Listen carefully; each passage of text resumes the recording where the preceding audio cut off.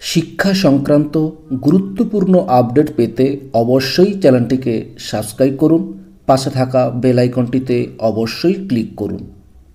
নমস্কার, আমি শুভেন্দু। আমার ছোট্ট চ্যানেলে আপনাকে স্বাগত। রাজ্য সরকারি কর্মচারী, শিক্ষক শিক্ষিকাদের জন্য অত্যন্ত গুরুত্বপূর্ণ একটা আপডেট আজকের পত্রিকাতে উঠে এসেছে, সেটাই আপনাদের সঙ্গে শেয়ার করতে চাই। দেখুন, কেন্দ্রীয় পদক্ষেপের প্রেক্ষিতে রাজ্য সরকারি কর্মীরা সপ্তম বেতন কমিশনের গঠনের আশায়। দেখুন কি বলা হয়েছে। কেন্দ্র সরকার তার কর্মীদের জন্য বেতন কমিশন গঠন করার পর রাজ্য সরকারও সাধারণত সেই প্রক্রিয়া শুরু করে। কেন্দ্রীয় সরকার অষ্টম বেতন কমিশন গঠন করার সিদ্ধান্ত বৃহস্পতিবার ঘোষণা করেছে।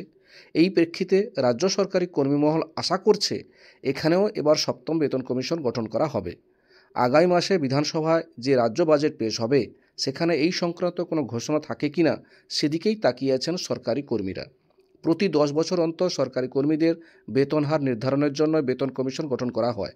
এর আগের বেতন কমিশনের সুপারিশ কার্যকর হয় 2016 সালের জানুয়ারি থেকে। সেই অনুযায়ী পরবর্তী বেতন কমিশনের সুপারিশ কার্যকর হবে 2026 সালের জানুয়ারি থেকে। ষষ্ঠ বেতন কমিশনের সুপারিশের ভিত্তিতে রাজ্য কর্মীদের নতুন বেতন হার 2020 সালের জানুয়ারি থেকেই কার্যকর করা হলেও ন্যাশনাল এফেক্ট দেওয়া হয়েছিল 2016 সালের জানুয়ারি থেকেই। যেহেতু 2026 সালে রাজ্যে বিধানসভা ভোট আছে, তাই এই বছরই বেতন কমিশন গঠন নিয়ে কোনো সিদ্ধান্ত হতে পারে বলে আশা করছেন কর্মীরা। রাজ্য সরকারি কর্মচারী ফেডারেশন আহ্বায়ক প্রতাপ নায়ক জানিয়েছেন, মুখ্যমন্ত্রী মমতা বন্দ্যোপাধ্যায় সমস্ত দিক বিবেচনা করেই এই ব্যাপারে সিদ্ধান্ত নেবেন।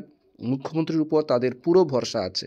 অন্যদিকে confederation of state government employees সাধারণ সম্পাদক মলয় মুখোপাধ্যায় জানিয়েছেন, কেন্দ্রীয় বেতন কমিশনের সুপারিশ অনুযায়ী রাজ্য কর্মীদের নতুন বেতন হার নির্ধারণ করা হয়। অনেক রাজ্যই এটা করা হয়। কেন্দ্রীয় সরকার সপ্তম বেতন কমিশন গঠন করেছিল 2014 সালের ফেব্রুয়ারি মাসের লোকসভা ভোটের কয়েক মাস আগে। সেই সময় কেন্দ্রে ইউপিএ সরকার ছিল। কমিশনের সুপারিশ পাওয়ার পর তা গ্রহণ করার সিদ্ধান্ত মোদী সরকার নেয় 2016 সালের জুন মাসে। রাজ্য সরকার 2015 সালের সেপ্টেম্বর মাসে গঠন করেছিল ষষ্ঠ বেতন কমিশন।